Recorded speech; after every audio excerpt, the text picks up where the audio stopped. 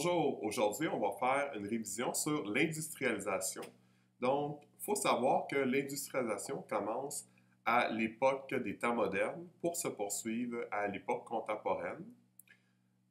Donc, le tout commence dans le pays qu'on nomme la Grande-Bretagne ou l'Angleterre, c'est la même affaire, c'est des synonymes, et va toucher principalement deux grandes classes sociales, soit la bourgeoisie et la classe ouvrière.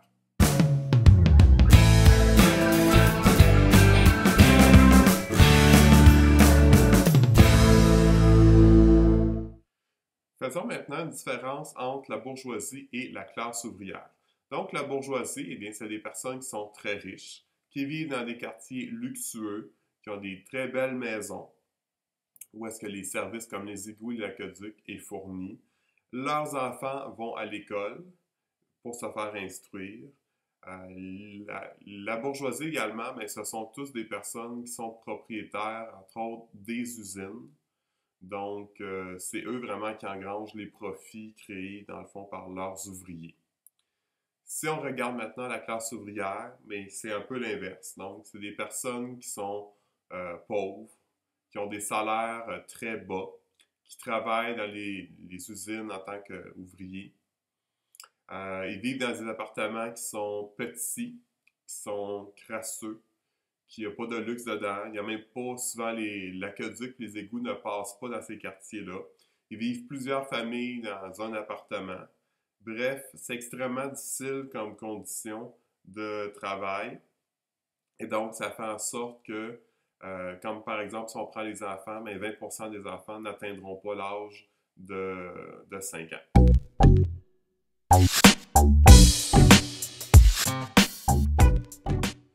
Regardons maintenant les trois grandes causes de l'industrialisation. Donc, on commence par parler de l'agriculture, donc au niveau de la campagne, de ce qui est rural. Donc, on développe des nouvelles méthodes, dont la rotation des cultures, l'utilisation d'engrais et le nouvel outillage agricole.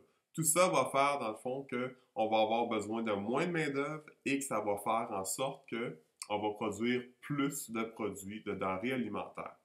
Donc, si on a besoin de moins de main-d'œuvre, eh bien, les personnes de la campagne, tranquillement, vont quitter pour s'en aller en ville. Ensuite, une deuxième cause dans le fond, de l'industrialisation, c'est une croissance de la population. Donc, puisqu'on a plus de nourriture, on peut se permettre de nourrir plus de monde. Et donc, ces personnes-là, tranquillement, qui vivaient majoritairement à la campagne, vont s'en aller dans les villes pour essayer de gagner des meilleures conditions de vie et être plus près des services. Et finalement, ben, c'est la troisième cause, qui est une des causes majeures, bien, c'est les inventions technologiques de la machine à vapeur, entre autres, et du métier à tisser, qu'on appelle la mule Jenny. Donc, la machine à vapeur va développer, dans le fond, va permettre de développer les usines, va permettre de développer de nouveaux moyens de transport, dont la locomotive, va permettre également de déployer des nouveaux outils agricoles qui, comme je disais tout à l'heure, va faire en sorte qu'on a besoin de moins de personnes dans les campagnes.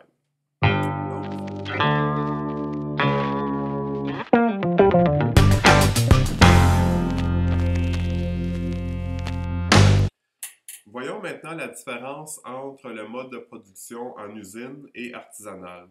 Alors, il faut savoir que les artisans, bien, ça fait très longtemps qu'ils existent. C'est des personnes qui fabriquent, dans le fond, les objets de A à Z.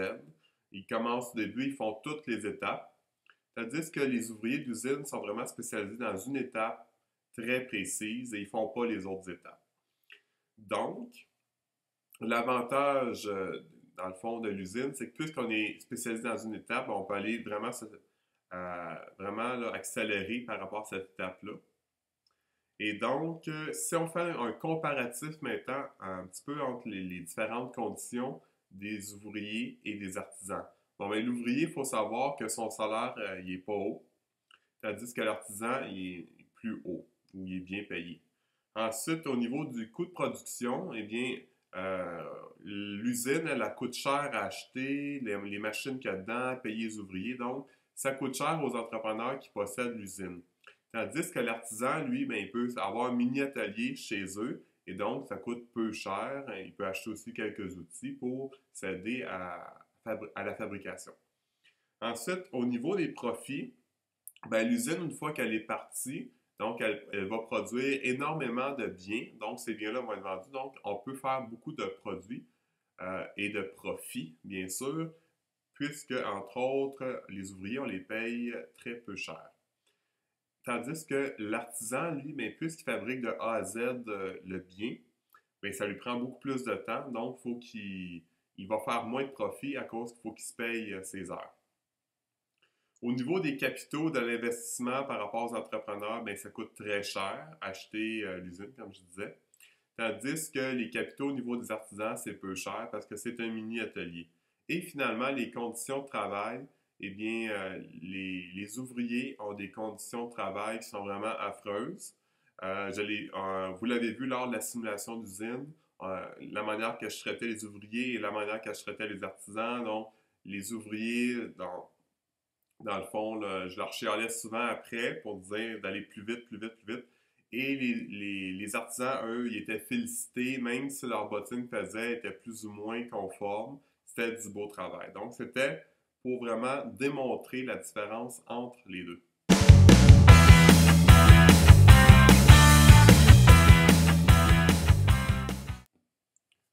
Regardons maintenant les conditions de travail des ouvriers dans les usines. Il faut savoir que les ouvriers, eh bien, ils travaillaient beaucoup d'heures, c'est-à-dire entre 14 et 15 heures par jour, 6 jours sur 7. Donc, il leur restait le dimanche de congé. Donc, contrairement à nous, qui aujourd'hui, la semaine de travail, c'est environ 8 heures par jour, 5 jours sur 7, avec une fin de semaine de 2 jours.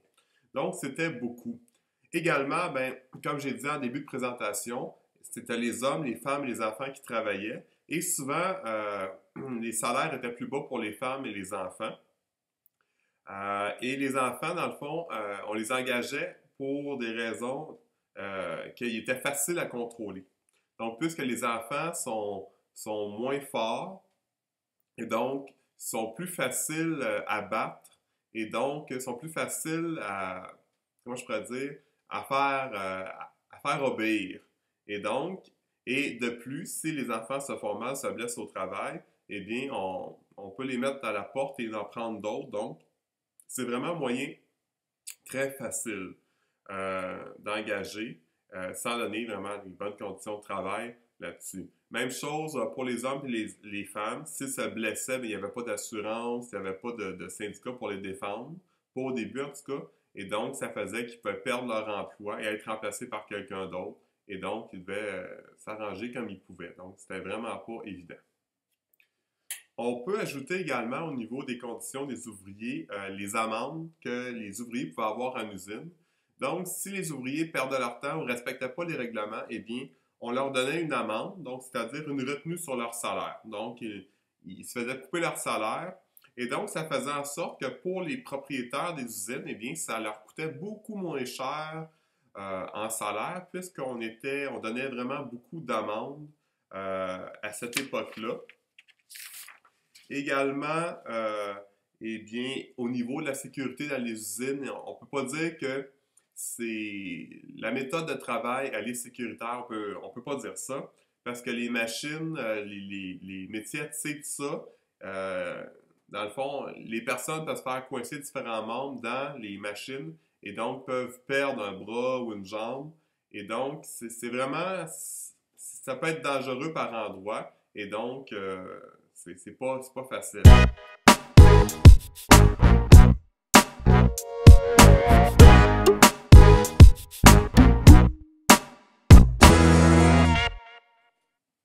Passons maintenant à une partie un petit peu plus abstraite au niveau de la révolution économique.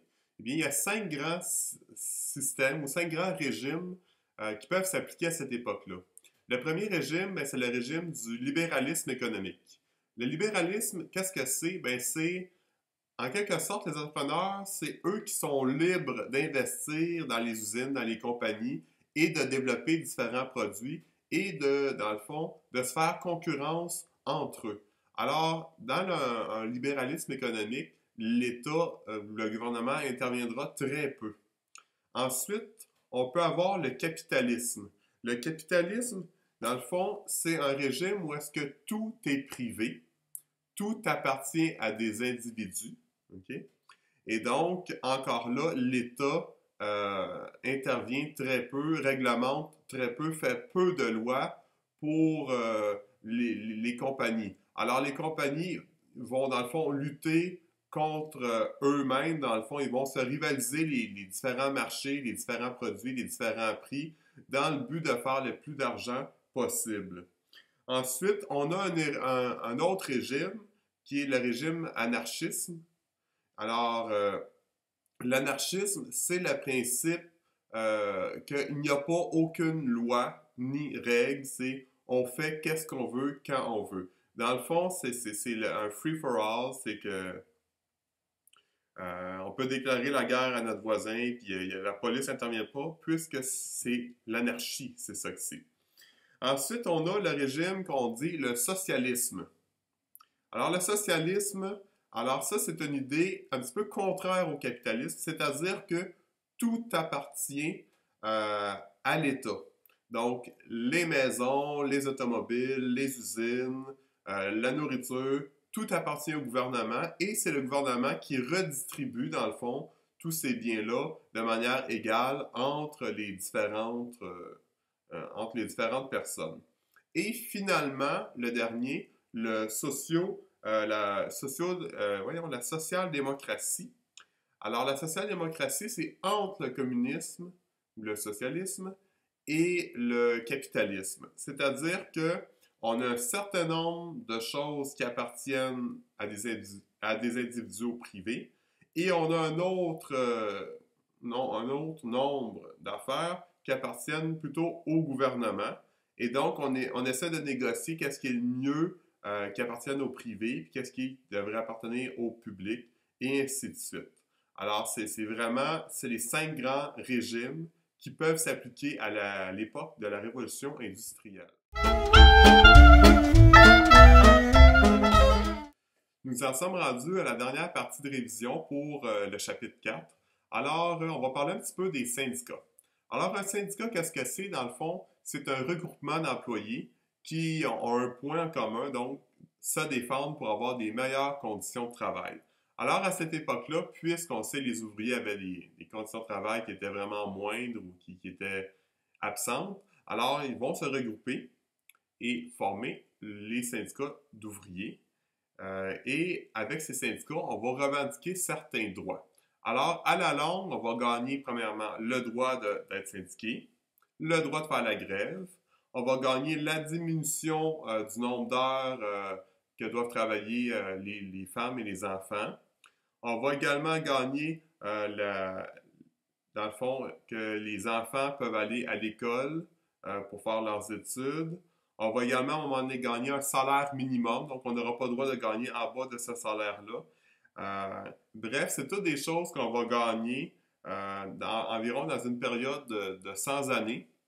Donc, à la longue, on va gagner notre point. Il faut savoir également qu'à cette époque-là, puisque les femmes travaillent en usine, les femmes également aussi vont avoir des revendications parce que souvent les femmes travaillaient moins, avec un salaire moins important que les hommes pour le même ouvrage. Et donc, on assiste à un mouvement, vraiment, la naissance du mouvement féministe, et donc, qu'on va appeler à l'époque les suffragettes. Alors, donc, les suffragettes, c'est un groupe de femmes qui vont défendre le droit des femmes. Il faut savoir également qu'à cette époque-là, on peut se demander la question, mais pourquoi les gouvernements ne passaient pas des meilleures lois pour que les ouvriers aient des meilleures conditions? Eh bien, c'est simple. On sait que les membres du gouvernement font partie de la bourgeoisie. Donc, si on donne des meilleures conditions aux ouvriers, eh bien, c'est simple, dans le fond, on n'aide pas ses amis qui sont bourgeois et qui sont propriétaires des usines. Alors, on va favoriser les bourgeois et de cette manière-là, le gouvernement donc, ne donnera pas ou ne passera pas le vote pour faire en sorte que les ouvriers aient des meilleures conditions, tout simplement. Et voilà, notre révision, elle est terminée. Eh bien, je vous conseille de réécouter la vidéo et bien sûr de réviser dans votre cahier toutes les parties qu'on a soulignées ensemble afin de bien comprendre ce qu'est la révolution industrielle. Alors, bonne chance pour l'examen.